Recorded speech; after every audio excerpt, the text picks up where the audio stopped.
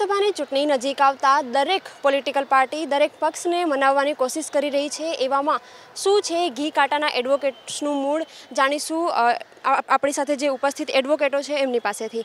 જી 2019ની જે લોકસભાની ચૂંટણી છે કેવી અપેક્ષાઓ રાખો છો? વડાપ્રધાન તરીકે કેવું પ્રતિનિધિત્વ ઈચ્છો છો?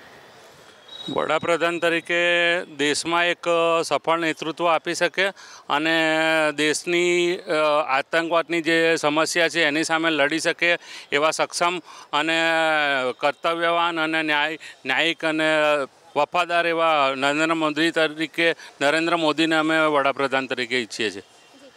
થોડાક ટાઈમ પહેલાં જે પુલવામા અટેક થયું એની સામે ભારતે જે કામગીરી કરી શું લાગે છે એ કંઈક અસર કરશે પોલિટિકલ પાર્ટીમાં? આજની તારીખે અને ભૂતકાળમાં જે ભારતીય જે આતંકવાદના હુમલા સામે જે નિષ્ફળ રહેલી અને આ સમયે જે નરેન્દ્ર મોદીએ કાર્યક્ષમતા દાખવીને પુલવામાનો હુમલા પછી પાકિસ્તાન ઉપર જે એટેક કર્યો છે એના પરથી ભારતની જે પ્રતિષ્ઠા છે એ રાષ્ટ્રમાં અને વિદેશમાં ખ્યાતિ પામેલી છે અને ભારત સક્ષમ બનેલું છે।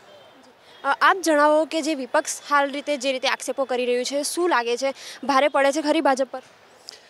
આમ જોવા જઈએ તો વિપક્ષ દ્વારા જે પણ આક્ષેપો કરવામાં આવેલા છે એના તથ્યો ખરેખર ચકાસવા જોઈએ અને પોલિટિકલ પાર્ટી તરીકે આક્ષેપો પ્રતિ આક્ષેપો તો કરતા જ હોય છે એકબીજા ઉપર, પણ જે રીતનો માહોલ અને જે રીતનું અત્યારે એ છે આપણા દેશના નાગરિકોની સૌથી મોટી નબળાઈ એ છે કે એ ભૂતકાળને બહુ જલ્દી ભૂલી જાય છે। ભૂતકાળની અંદર આ સરકારે શું કર્યું છે અને એ અત્યારે શું કરવા માગે છે, તમે 4 વર્ષનો રેશિયો જુઓ અને છેલ્લા 6 મહિનાનો રેશિયો જુઓ। આપ જુઓ દરેક જગ્યાએ શું થાય છે કે દરેક પોલિટિકલ પાર્ટી, કોંગ્રેસ હોય, ભાજપ હોય, જનતા દળ હોય, દરેક વ્યક્તિ પોતાનો લાભ લેવા માટે કોઈક ને કોઈક એવા ગતકડા કાઢતા હોય છે કે જેને કારણે પ્રજા ગુમરાહ થાય છે। મતદાતાઓએ ખાસ કરીને ભણેલા ગણેલા મતદાતાઓ છે એમણે પરિસ્થિતિ દેશની હાલમાં શું છે, માત્ર યુદ્ધ કે કોઈ સર્જિકલ સ્ટ્રાઇક એ કરવાથી કોઈ વસ્તુ કે દેશનો વિકાસ નથી થવાનો। તમારી ગ્રાઉન્ડ લેવલની જે રિયાલિટી છે એને પણ સાથે રાખીને ચાલવું પડશે। એ બીજેપી હોય, કોંગ્રેસ હોય, અમને નરેન્દ્ર મોદી, રાહુલ ગાંધી કે પ્રિયંકા ગાંધી કોણ આવે છે એનાથી નિસ્બત નથી। ગ્રાઉન્ડ લેવલની કામગીરી કરી અને ગ્રાઉન્ડ લેવલના માણસોનું કામ કરે એવી પાર્ટીને સમજી વિચારી અને મત આપવો જોઈએ। આપની પાસેથી જાણવા માંગીશ કે 2019ની લોકસભાની ચૂંટણી નજીક આવી રહી છે, કેવા મુદ્દાઓ હોવા જોઈએ, જનતાને સ્પર્શે એવા કેવા મુદ્દા હોવા જોઈએ?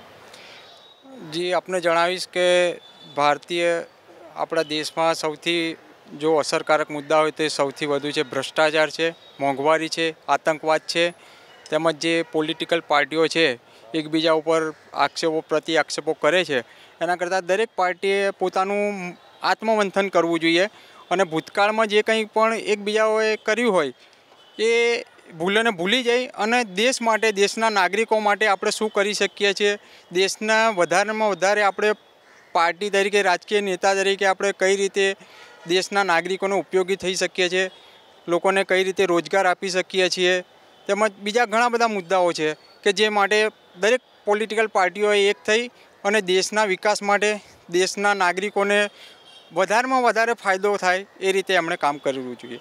જી હાલ વિપક્ષમાં પ્રિયંકા ગાંધી આવી રહ્યા છે, શું લાગે છે એમના તરફથી કોઈ અસર પડશે ખરા? મારું તો એ કહેવાનું છે કે આવતીકાલની જે રેલી તમે જોઈ બરાબર, એક રેલીમાં 1.5 લાખથી 1.25 લાખ પબ્લિક તો હતી જ। મારા મંતવ્ય પ્રમાણે હું કાલે ત્યાં હાજર હતો। પ્રિયંકા ગાંધીને આવવાથી પ્રિયંકા ગાંધીએ શું લોકોને આહવાન કર્યું? પ્રિયંકા ગાંધીની છબી એક ઇન્દિરા ગાંધી તરીકેની લોકો માની રહ્યા છે કે ઇન્દિરા ગાંધી પ્રિયંકા ગાંધીમાં અમે જોઈ રહ્યા છીએ અને ગુજરાતની પ્રજા બી માની રહી છે।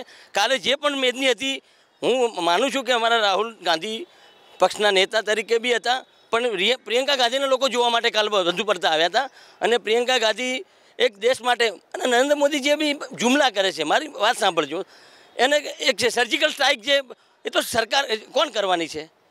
સર્જિકલ સ્ટ્રાઇક હું કરવા જવાનો નથી કે નરેન્દ્ર મોદી કરવાના જવાના નથી બરાબર। એ વ્યક્તિ એમ કહે છે કે 10 માથાની એક માથાની સામે 10 માથા લાવીશ, એમાં એક માથું તો લાવું તું ભાઈ, તમે કહો છો કે એક માથાની જગ્યાએ 10 માથું લાવવું જોઈએ, તો વાયુસેના તરફથી ઓફિશિયલી બયાન આવ્યું છે કે 300-350 જેટલા લોકોને આપણે ઠાર માર્યા છે, તો શું કહેશો એના માટે? હું નથી કહેતો, પણ જેના પતિ મરી ગયો છે એ લોકો કહે છે કે મને એક તો બતાવો તો મને સાંત્વના મળે. હું એવું નહીં કહેતો કે તમને એવું લાગશે કે કોંગ્રેસી તરીકે વાત કરો, જેનો પતિ મરી ગયો છે એ વ્યક્તિ એવું કહ્યું છે કે મને એકનું માથું બતાવો તો મને સાંત્વના મળે કે મારો પતિ મરી ગયો છે અને સરકારે કંઈ સર્જિકલ સ્ટ્રાઇક કરી, અને સર્જિકલ સ્ટ્રાઇક કરી તો એ સૈન્યએ કરી છે, બરાબર. કોઈએ આનો જસ્ટ લેવાની જરૂર નથી. હું માનું છું કે કોંગ્રેસે અગાઉ કેટલી બી સર્જિકલ સ્ટ્રાઇક કરી છે, એનો જસ્ટ તમે કોઈ દિવસ આપ્યો નથી, અને અત્યારે એક સર્જિકલ સ્ટ્રાઇકમાં તમે અત્યારે જસ્ટ લેવા બેસી રહ્યા છો. તમારી પાસેથી જાણવા માંગીશ કે છેલ્લા 5 વર્ષમાં નોટબંધી, જીએસટી જેવા મુદ્દાઓ આવ્યા, શું કહેશો? લોકસભામાં એ અસર દેખાડશે? ના, જે જીએસટી અને નોટબંધીની જે વાત છે એ 2016ની વાત છે, અને ત્યાં સુધીમાં 2 વર્ષની અંદર માર્કેટ વ્યવસ્થિત થઈ ગયું છે. ભારતનું અર્થતંત્ર મજબૂત છે, બરાબર, અને સરકાર નરેન્દ્ર મોદી સાહેબની જ બનવાની છે એ કોંગ્રેસને પણ ખબર છે. એટલે કોંગ્રેસના નેતાગીરીની પાસે રાહુલ નિષ્ફળ નીવડ્યો છે, ત્યારે પ્રિયંકા ગાંધીને લાવવાની જરૂર પડી છે. ગુજરાત ભાજપનું કોંગ્રેસનું માળખું એકદમ નિષ્ફળ નીવડ્યું છે. અહીંના બધા જ નેતાઓ એકદમ નિષ્ફળ છે. ના છૂટકે અહીં પ્રજાને ભાજપને જ વોટ આપવો પડે છે. આપની પાસેથી જાણવા માંગીશ કે યુવા તરીકે સ્થાનિક જે સાંસદો છે એમની પાસેથી કેવી અપેક્ષાઓ રાખો છો? અપેક્ષા તો એવી છે કે હવે બધું સારું થવું જોઈએ એના માટે, કેમ કે ભવિષ્ય આમાં દેખાય છે. છેલ્લા 5 વર્ષમાં જે થયું એના કરતાં હવે આગળના જે 5 વર્ષ છે ને એ સારા થવા જોઈએ. અને જે જોવા જઈએ તો આપણે કોંગ્રેસ કરતાં ભાજપ એ બતાવી શકે છે લોકોને. લોકો સાથેની વાતચીતમાં છેલ્લે એ જ તારણ આવી રહ્યું છે કે લોકોની અપેક્ષા દિવસે ને દિવસે સ્થાનિક જે પક્ષ ચૂંટાઈને આવે એની પાસે દિવસે ને દિવસે વધી રહ્યું છે. કેમેરામેન નિલેશ સાથે સપના શર્મા, ABP અસ્મિતા, અમદાવાદ.